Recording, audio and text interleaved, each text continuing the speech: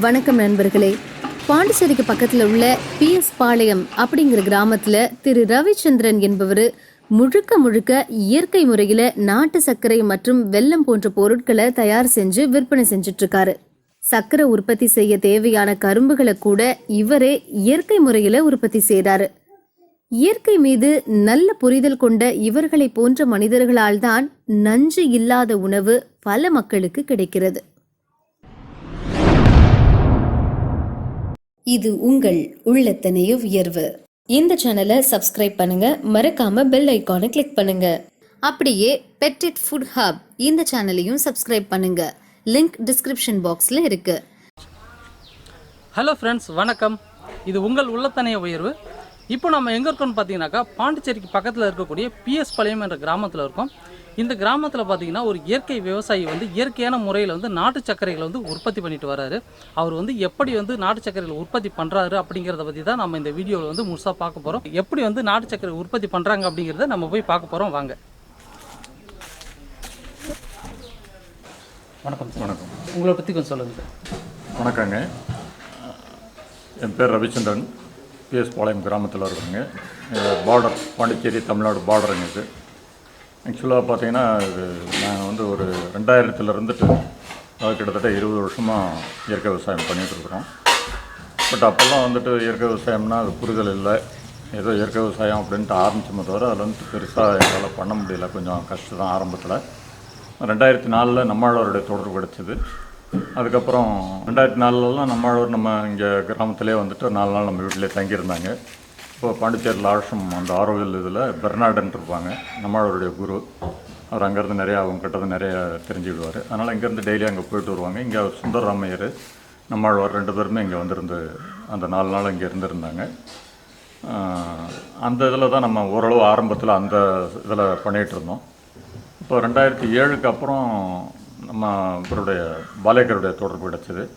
அதுலேருந்து தான் 2010 தான் நாங்கள் இந்த ஒருங்கிணைந்த பண்ணையம், அதாவது எல்லா வித இதுவும் ஒருங்கிணைந்தன்றதை விட மல்டி கிராப் அவர் பாலேக்கருடைய இதில் கேட்டு தெரிஞ்சுக்கிட்டு அது மல்டி கிராப்பாக பண்ணணும் அப்படிங்கிறதும், அதில் நம்மளுக்கு கொஞ்சம் வியாபார ரீதியில் வெள்ளை நாட்டு சக்கரை அதிகமாக நம்ம ஏரியாவில் கரும்பு அதிகம் பயிரிடுறதுனால அதுவும் கரும்புக்காக நிறைய பிரச்சனைகள் இங்கே. ஏன்னா ஆலைக்காரங்க பணம் கொடுக்குறதில்ல, சர்க்கரையும் வெள்ளை சர்க்கரை ரொம்ப உடம்பு கேடு.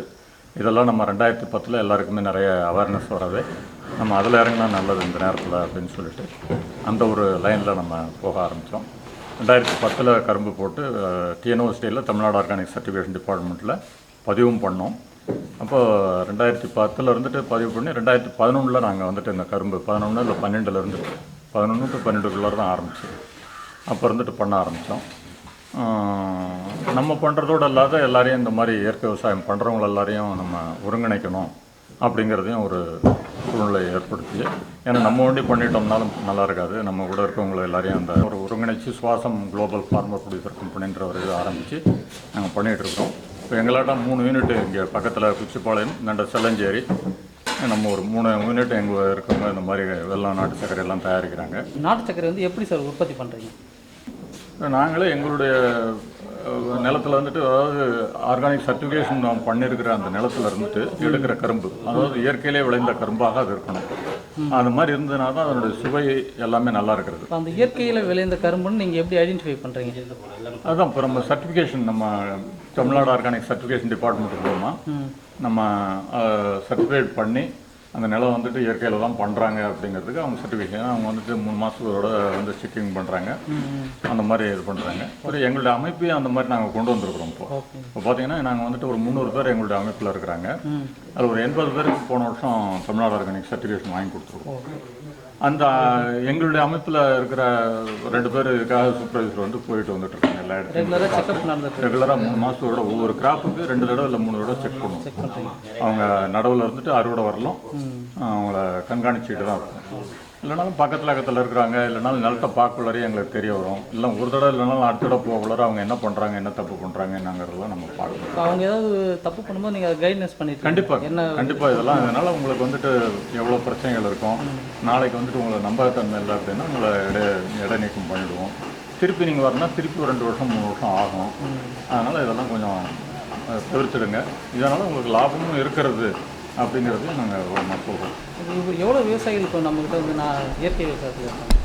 இப்போ நம்மகிட்ட தான் 300 விவசாயிகள் சேர்ந்துருக்காங்களே தவிர 30 வரலாம் 80 பேர் தான் அதுக்கு சர்டிஃபிகேட்டாக இருக்காங்க. ப்ரொசீஜராக பண்ணிட்டு இருக்காங்க. 80 பேர் தான் அது சர்டிஃபிகேட் ஹோல்டரில் வந்திருக்காங்க. அதுலேயும் 80 பேரில் வந்துட்டு 3 வருஷத்துக்கு கேடர்னு வச்சோன்னா ஒரு 20-30 பேர் தான். மீது பேர்லாம் இப்போ தான் 2 வருஷம் 1 வருஷம் இருக்கிறவங்க இருக்கிறாங்க. இப்போ அந்த மாதிரி நம்ம வந்துட்டு கொண்டு வந்து அந்த இயற்கை விவசாயம், அந்த கரும்பு அப்படிங்கிறது பாலைக்கருடைய டைப்பில் பண்ணக்கூட நல்லா இருக்குது அப்படிங்கிறது தான் எங்களுக்கு.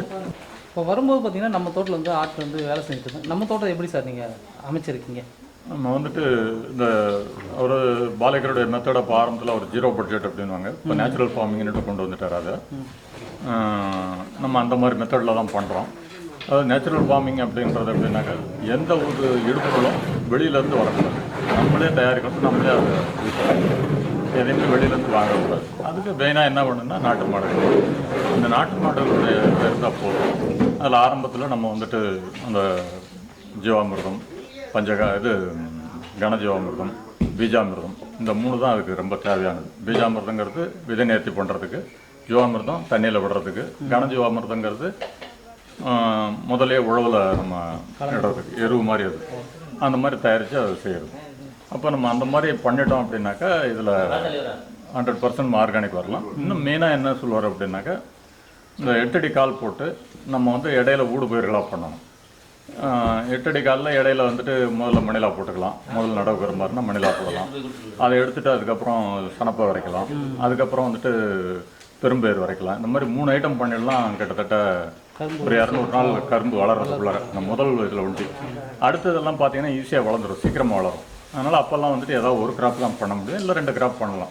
இந்த ஒரு கிராப் உளுந்து பச்சை பண்ணிவிட்டு அதுக்கடுத்து பெரும்பயிரோ இல்லைன்னா இந்த மாதிரி சனப்பை இந்த மாதிரி வரைச்சி விட்டுட்டு இந்த கிரைண்ட் பண்ணி வரைச்சி விட்டு அதை பிடிங்கி போட்டு அதை சைடில் அதை இது பண்ணணும். அது அந்த மாதிரி நம்ம பண்ணுறோம் அப்படின்னாக்கா அது நம்மளுக்கு 4 வட்டத்தில் மக்குகள் நிறைய இருக்கும். ஏன்னா கார்பன் தான் ஜாஸ்தி முக்கியமாக தேவை. அதுக்கு கார்பன் நமக்கு எவ்வளோக்கு எவ்வளோ அதிகமாகுதோ அவ்வளோக்கு எவ்வளோ நமக்கு வந்து என்ரிச் ஆகும் நிலம். நம்ம கார்பன் நல்லா இதாகிட்டு என்ரிச் ஆகிடுதுனாக்கா அதுக்கப்புறம் நம்ம இயற்கை விவசாயம் செய்கிறது ரொம்ப சுலபமான வேலை. அது வரலாம் நம்ம வந்துட்டு காய்கறி பண்ணுறோம், அது பண்ணுறோம், இது பண்ணுறோன்னா கொஞ்சம் கஷ்டம். ஏன்னா காய்கறிகள்லாம் ரொம்ப என்ரிச்சாக இருந்ததுனால அந்த பயிர் வந்துட்டு எந்த வித நோய் தாக்குதலுக்கும் இல்லாத இருக்கும். அதனால தான் நம்ம இந்த மாதிரி கரும்பை வந்துட்டு மெயினாக வந்துட்டு கொண்டு வந்தது. கரும்பில் உங்களுக்கு மக்கு நிறைய கிடைக்கும். ஏன்னா அதில் உழற சோலைகள் பூரா நம்மளுக்கு கிடைக்குது. அதனால் அது நிறைய கிடைக்கிறது கரும்பை பொறுத்தவரை ஈஸியாக நம்மளால் ஆர்கானிக் கொண்டு வர முடியுன்றனால தான் அதில் இறங்கினது.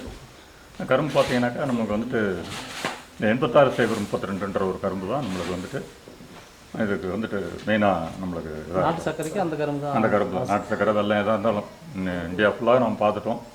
எல்லா இடத்துலையும் எல்லா டிஸ்ட்ரிக்ட்லேயும் பார்த்தோம்னா இதுதான் பண்ணுறாங்க. அந்த கரும்பு தான் வெரைட்டிக்கு நல்லாயிருக்கு. இது இப்போ வந்து பார்த்தீங்கன்னா 2012 இருந்துட்டு 8 வருஷமாக நம்ம தொடர்ச்சியாக பண்ணிகிட்ருக்குறோம்.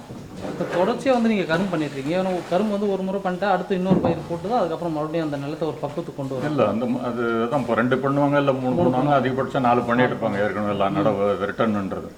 ஆனால் நம்ம பாலைக்கருடைய மெத்தடில் 100 வருஷம் ஆனாலும் சரி அதை நம்ம விட்டுக்கிட்டே இருக்கலாம் தொடர்ச்சியாக பண்ணி. ஏன்னா இது வந்துட்டு அந்த புல் வகையை சேர்ந்தது தான் கரும்புன்றது. அதனால் அதை நீங்கள் வெட்ட அது தோட்டம் வளர்ந்துக்கிட்டே இருக்கும். அதனால் நீங்கள் வந்துட்டு இந்த 8 அடி கால் போட்டோம் அப்படின்னா நம்மளுக்கு கேப் நிறைய இருக்கிறது. அதனால் சூரிய வெளிச்சம் நம்மளுக்கு காற்றோட்டமும் சூரிய வெளிச்சமும் ஈஸியாக கிடைக்கிறது. அதனால் நமக்கு 10 அதாவது எத்தனை வருஷமாக இருந்தாலும் நம்ம எத்தனை கட்டை விட்டாலும் நமக்கு நல்லாவே இருக்கும். அதுக்கு நாங்கள் இந்த 8 வருஷமாக 10வது கட்டை வெட்டிகிட்டு இருக்கோம். அது 10 மாதத்துக்கு ஒரு தடவை வெட்டலாம். முதல் கரும்பு ஒண்டி நடவு கரும்பு ஒண்டி 12 மாதம் ஆகணும். அதுக்கப்புறம் வெட்டுறதெல்லாம் 10 மாதத்தில் வெட்டிடலாம். இன்னும் கேட்டிங்கன்னா ஒவ்வொரு நேரத்தில் நாங்கள் 8-9 கூட வெட்டிடுறோம் தேவைக்கு அதிகமாக இருக்கிறதுனால. அதனால் முடிஞ்ச வரலும் 10ல் வெட்டுறக்குள்ள நல்லா இருக்கிறது அப்படிங்கிறது தான் எங்களுடைய அனுபவத்தில் நாங்கள் பார்க்குறது. இப்போ நீங்கள் கரும்பு வெட்டி வந்து என்னென்ன சார் உற்பத்தி பண்ணிட்டீங்க? இதில் நாங்கள் பண்ணிகிட்டு இருக்கிறது 4 விதமாக பண்ணுறாங்க. ஒன்று வந்துட்டு லிக்விட் ஜாகரி, அதுக்கப்புறம் அச்சு வெல்லம், அதுக்கப்புறம் வெல்லம், இது சர்க்கரை, நாட்டு சர்க்கரை, அதுக்கப்புறம் வெல்லம். இது என்னென்னா எல்லாத்துக்குமே ஒவ்வொன்றுத்துக்கும் முன்னாடி வர்றது, அதாவது கொஞ்சம் முன்னாடி எடுத்துடுறது, ஒரு ஸ்டேஜாக வர்றது. ஃபஸ்ட்டு வர்றது அந்த தேன்பால், அதாவது லிக்விட் ஜாகரின்றது. தேம்பாவு அப்படின்வாங்க கேரளா சைட்லலாம். டின்னில் தான் அங்கே அந்த காலத்துலாம் ஊற்றி வச்சுருப்பாங்க. இதை எடுத்து அவங்க வருஷம் பூரா யூஸ் பண்ணிக்குவாங்க. அந்த அளவுக்கு அந்த பக்குவமாக எடுத்து வைக்கணும். அதுக்கு அடுத்த ஸ்டேஜில் வரக்குள்ளார ஒரு சும்மா எல்லாமே ஒரு 2 நிமிஷம் 3 நிமிஷத்தில் தான் வேரி ஆகிறது. அதுக்கப்புறம் அடுத்து வர்றது அந்த இதுக்கு அச்சு வெள்ளத்துக்கு போடுறது. இந்த அச்சு பலவையில் இந்த மாதிரி லிக்விடாக பலவையில் ஊற்றிட்டு அச்சு பாலில் எடுத்து முண்டு ஊற்றி அதை அச்சு வெல்லமாக தயாரிப்பாங்க.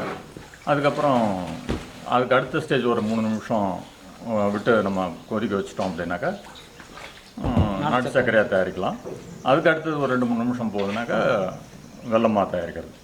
இப்படி தான் நம்ம வந்துட்டு 3-4 விதமாக அதை நம்ம தயாரிக்கிறோம். எத்தனை பேர் சார் நம்மகிட்ட ஒர்க் பண்ணிட்டு இருக்காங்க இந்த மாதிரி? லேடிஸ் ஒரு 15 பேருங்க, ஜென்ட்ஸ் ஒரு 7 பேர் 8 பேர் பண்ணுறாங்க. ஓகே. ரெகுலராக வருஷம் பூரா நாங்கள் வேலை கொடுத்து விட்ருக்கோம். ஒரு நாளைக்கு வந்து நீங்கள் எவ்வளோ கரும்பு வெட்டுறீங்க, அது எவ்வளோ சர்க்கரைகள் வந்து உற்பத்தி ஒரு பண்ணுறீங்க? நாளைக்கு குறைஞ்சது ஒரு 4 டன்னுலேருந்து 5 டன் வரலாம் பண்ணுறாங்க. குறைஞ்சது ஒரு 400லேருந்து 500 கிலோ அளவுக்கு ஒரு நாளைக்கு வந்து 400. இப்போ ஒரு நாளைக்கு வந்து இப்போ ஒரு நாள் வந்து வெல்லம் தயார் பண்ணுறது, ஒரு நாள் இல்லை சக்கரை. அப்படி இல்லை. நமக்கு மார்க்கெட்டில் என்ன தேவைப்படுதோ, மார்க்கெட்டில் இன்றைக்கி எதுவுமே தேவையில்லை, தேவைகள் கம்மியாக இருக்குதுன்னா உடனே என்ன பண்ணுவோம், சர்க்கரை எடுத்து போட்டு வச்சுருவோம். ஏன்னா சர்க்கரை எடுத்து நம்ம ரூமில் வந்துட்டு காற்று போகாத ரூமில் வச்சுட்டோம் அப்படின்னா வருஷம் பூரா இருந்தாலும் கிடாது. ஆனால் வெள்ளம்லாம் வந்து கலர் மாறிடும். இல்லை சர்க்கரை கூட கொஞ்சம் கலர் மாறும், இருந்தால் கூட அவ்வளோ தூரம் அதில் அதிகம் இதாகாது. வெள்ளம்லாம் ஈஸியாக இதில் உங்களுக்கு சீக்கிரம் கலர் மாறிடும். அதனால் சர்க்கரையாக இருக்குள்ள நாள் போட வரும். அதனால் நமக்கு என்ன தேவைக்கு தகுந்த மாதிரி தயாரிக்கிறோம். இதுக்கான வாடிக்கையாளர் தேவைகள் இருக்குங்களா சார் நீங்கள் உற்பத்தி பண்ணுற அளவுக்கு? கண்டிப்பாங்க. நான் ஆரம்பத்தில் செய்யக்குள்ள கொஞ்சம் கஷ்டப்பட்டேங்க. ஏன்னா வாங்குறதுக்கு ஆள் இல்லை. அந்த நேரத்தில் எப்படி மார்க்கெட்டிங்ன்றது தெரியாது. ஒவ்வொரு ஊராக MBA படித்த பசங்க 3 பேரை வச்சுக்கிட்டு ஒவ்வொரு ஊராக கிராமங்கள் சுற்றி விழுப்புரம், பாண்டிச்சேரி, கடலூர், திண்டிவனம், பண்ருட்டி இந்த மாதிரி ஒவ்வொரு ஊராக ஒவ்வொரு சின்ன சின்ன கடைகளில் கொடுத்து தான் முதல்ல பழகணும். அதுக்கப்புறம் எல்லாம் அப்போ 40 ரூபா 42 ரூபா தான் விலை நம்ம கொடுத்தது. மார்க்கெட்டில் நான் 45 ரூபா விற்றேன்னா நம்ம 42 ரூபாய்க்கு கொடுத்தோம். அப்புறம் அதில் வந்து கொஞ்சம் கொஞ்சமாக பண்ணால் அப்போ வந்துட்டு கிட்டத்தட்ட 7 டன் வெல்லம் எங்களால் விற்க முடியாது. ஏன்னா ஒரே நேரத்தில் ஆடிட்டோம். இன்னும் என்னுடைய சூழ்நிலை அதெல்லாம் நமக்கு தெரியல, சுற்றம்லாம் தெரியாத நம்ம பண்ணிட்டோம். அப்புறம் அதெல்லாம் விற்க முடியாத அவசரம். அப்புறம் தான் கொஞ்சம் கொஞ்சமாக வெட்டி கொஞ்சம் கொஞ்சமாக பண்ணணுங்கிறதுனால இப்போ வருஷம் பூராவும் நாங்கள் இப்போ ஆடிக்கிட்டு இருக்கோம். ஒரு மாதத்துக்கு ஆடுவோம், 10 நாள் 15 நாள் ஆடுவோம். அதுக்கப்புறம் அதை விற்பனை ஆனோடனே அடுத்த 10 நாள் கழித்து திருப்பி ஆரம்பிப்போம். இப்படியே நமக்கு தேவைக்கு தகுந்த மாதிரி அப்பப்போ மாற்றி பண்ணிட்டு வரோம். ஓகே. இப்போ மார்க்கெட்டில் நிறைய கம்பெனிஸ் இருக்குது நாட்டு சர்க்கரையில். நம்ம கம்பெனிக்கும் மற்ற கம்பெனிக்கும் என்ன சார் சிறப்பு?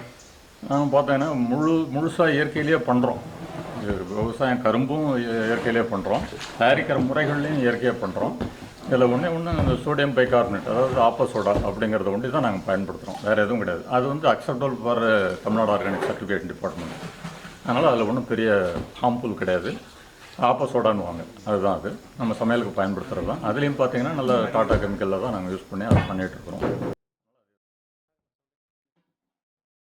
அதனுடைய அளவு குறிப்பிட்ட அளவு கவர்மெண்ட் சொல்லியிருக்க அளவு தானே? அது ரொம்ப பிஞ்சுங்க. அதாவது எப்படின்னாக்கா ஒரு 600 லிட்டர் இருப்பாது. 600 லிட்டருக்கு வந்துட்டு 0.06 கிராம் தான் அதில் யூஸ் பண்ணுறீங்க. இப்போ அந்த ஆப்பச்சோலை வந்து என்ன பர்பஸ்க்காக யூஸ் பண்ணுறீங்க சார்? வந்து அந்த கெட்டித்தன்மை படுறதுக்காக, அதாவது அந்த உலர்றதுக்காக, அந்த லிக்விட ஃபார்மில் இருந்துட்டு அதை உலர்ந்து சீக்கிரம் வந்து கெட்டிப்படுத்தி அதை பிடிக்கிறதுக்கு. இல்லைன்னா அந்த இலையிலேன்னு இருக்குங்க, அது அந்த கைக்கு பதம் வராது. நம்ம அந்த வெல்லம் பிடிக்கணும், வெள்ளத்துக்கு பதம் வராது. அதனால தான் அந்த மாதிரி பண்ணுறோம். இப்போ நம்ம நாட்டு சக்கரை தயார் பண்ணுறது எவ்வளோ நேரம் சார் ஆகும்? ஒரு 2.5 மணி நேரங்க. ஒரு பேட்ச் முடிய 2.5 மணி நேரம். காலையில் எத்தனை மணிக்கு ஸ்டார்ட் பண்ணுறாங்க சார்? காலையில் ஒரு 6 மணிக்கு 6 மணிக்கெலாம் உங்களுக்கு ஆரம்பிச்சுவாங்க. சாயந்தரம் ஒரு 4 மணி 5 மணிக்கெலாம் முடிச்சுருவாங்க. இல்லை 6 மணிக்கு முன்ன பின்ன ஏன்னா கரண்ட்டு கட்டு இல்லை ஏதோ கொஞ்சம் இருக்கலாம். மேன் பவர் இருந்தாலும் 4 பேட்ச்லேருந்து 5 பேட்ச் வரலும் தயாரிக்கிறாங்க. 4 தான் நார்மலாக. ஒரு நாளைக்கு 4 பேட்ச் நார்மலாக தயாரிக்கிறாங்க. இப்போ இந்த கரும்பு வந்ததுனாக்கா நம்ம வெட்டி எடுத்துன்னு வந்தோடனே அன்னாடம் அந்த 4 டன் வெட்டுறாங்க. அந்த உங்களுக்கு கரும்பு ப்ராசஸ் பண்ணி சாராக்கி, சாறு வந்துட்டு அந்த கொப்பரைக்கு போகிறது, அந்த இதுக்கு பேரலுக்கு போவோம். பேரல் வந்து ஒரு பேரல் நிரம்பிச்சுன்னா அது 1 டன்னு கரும்பு இது வர்றது. லிக்விட் பார்த்தீங்கன்னா 500லேருந்து 600 லிட்டர் இருக்குங்க. அதை நம்மளுக்கு வந்துட்டு இதில் காய்ச்சி வரக்குள்ளார ஆவரேஜாக வந்து 80லேருந்து 120 கிலோ வரலும் வருங்க. நம்முடைய நேரம், அதாவது காலம், அந்த சீதோஷ நிலை இதெல்லாம் பொறுத்து 80லேருந்து 120 கிலோ வரலாம் அவுட்டன் வருங்க. நம்ம வந்து ஆவரேஜாக 100 கிலோ வரும் அப்படிங்கிறத நார்மலாக எடுத்துக்கலாம். ஓகே. என்னென்ன பண்ணிட்டுருக்கீங்க நீங்கள்? நான் வந்து வெல்லம் பிடிச்சி கொடுக்குறேன் துணியில். ஒவ்வொரு வெல்லம் அளவு எவ்வளோண்ணா இருக்கும்? ஒரு வெல்லம் 350 கிராம்லேருந்து 400 கிராம் வரைக்கும் வரும். இப்போ இது எவ்வளோ நேரம் நான் உலரணும்? அது இது ஒரு அரை மணி நேரம். அதுக்குள்ளே அது கெட்டியாகிடும். கெட்டியாகிடும். என்ன பண்ணிட்டுருக்கீங்க?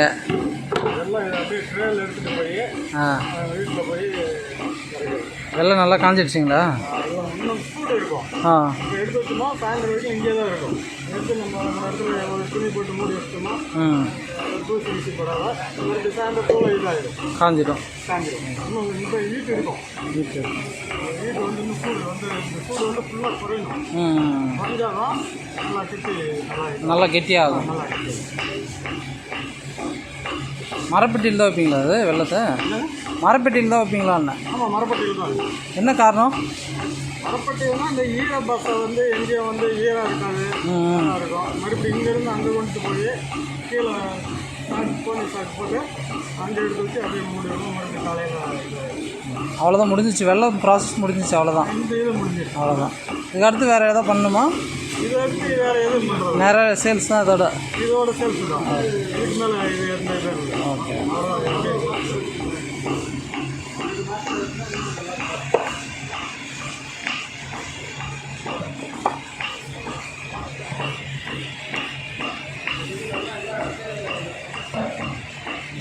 ஆடணும். சூடு இருக்குதா? சூடு இருக்குது. சூடு ஆறுனாக்கா இன்னும் நல்லா கெட்டி. ஆனால் அந்த grip ஆயிடுச்சு வெள்ளம். கிரிப்பா இந்த வீடியோ உங்களுக்கு நல்லா tight பிடிச்சிருந்ததுன்னா லைக் பண்ணுங்க, கமெண்ட் பண்ணுங்க, மறக்காம உங்க ஃப்ரெண்ட்ஸ் அண்ட் ரிலேட்டிவ்ஸ்க்கு ஷேர் பண்ணுங்க. தேங்க்யூ.